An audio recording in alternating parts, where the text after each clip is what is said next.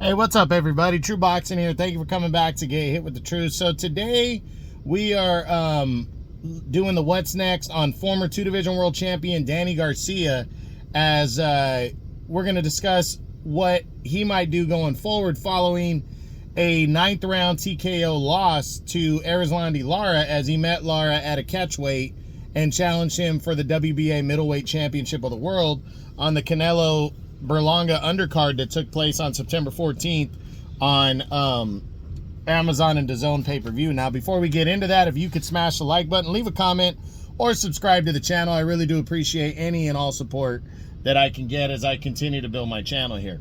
So this one is like a special edition What's Next, because, you know, really don't know what Danny's gonna do and where he's gonna fight going forward, if he fights at all. I mean, Danny said it himself that he's got a lot of things to think about. You know, I know Danny's had mental health issues, and that's what kept him out of the ring a lot.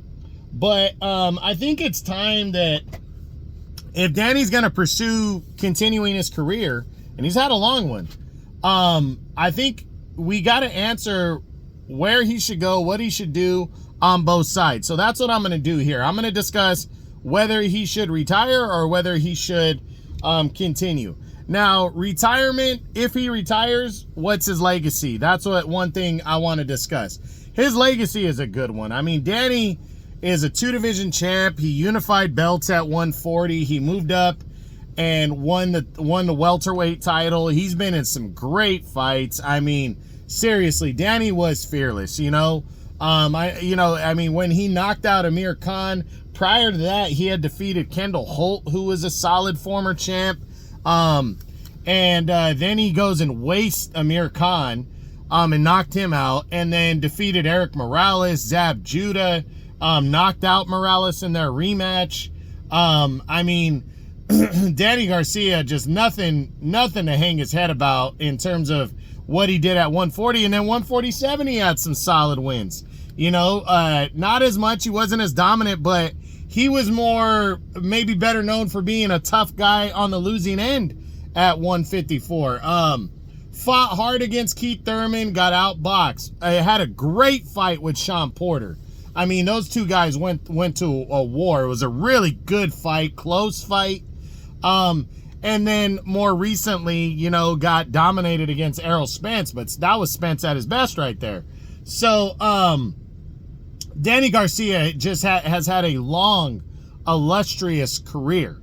I mean, I want to say the victory over Amir Khan, I want to say that shit took place in like 2012 or something like that. I mean, Danny's been banging around for a long time. He was young when he burst onto the scene. And he really, if he retired, I mean, there'd be no shame in that. But should he retire? That's the question. And my honest answer is I don't think he should.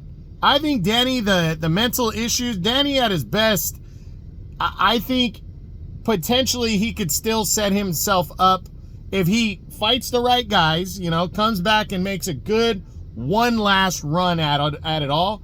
He can make a run at a third division title in a star-studded division. 154 is fucking stacked. Ton of good fighters. Forget about 160. You know, Erislandy Lara, I felt that was a bad matchup for him. And he's moving all the way up to 160, and Danny's just small for that. He's small for 154. But maybe he can make a serious run, maybe, with the right kind of opponent selection. But he could also cash out, make a big fight, maybe get like a 2 or 3 step fight process, come back and fight a guy that's, you know, like a Jose Benavidez, like he fought before. Fight a guy like along those lines at 154, and then potentially make a move towards another guy to move up the rankings, and then one last hurrah if he can get that far. And if he gets stopped before then, like loses a fight before then, call it a day, call it quits.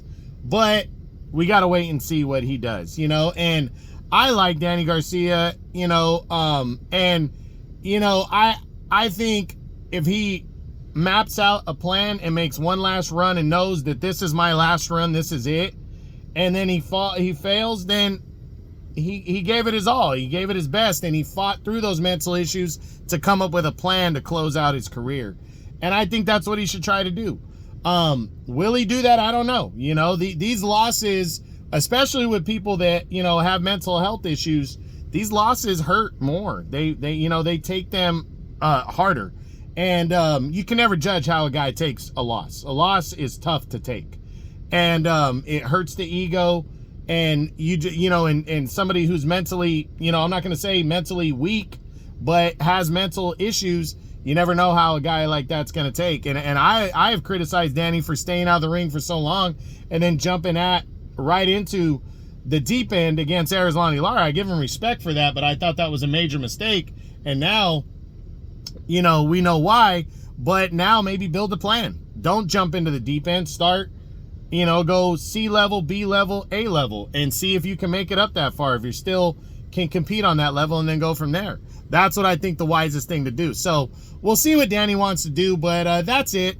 That's what I got. That's my what's next on former 2-division world champion, my opinion, future Hall of Famer Danny Garcia, following his tough 9th round TKO loss to Erislandy Lara as he challenged for the WBA Middleweight Championship of the World at a catchweight on the Canelo versus Berlanga pay-per-view undercard. I hope you enjoyed the video. If you did, smash the like button, leave a comment, or subscribe to the channel. I appreciate any and all support. This is True Boxing, and you've been hit with the truth.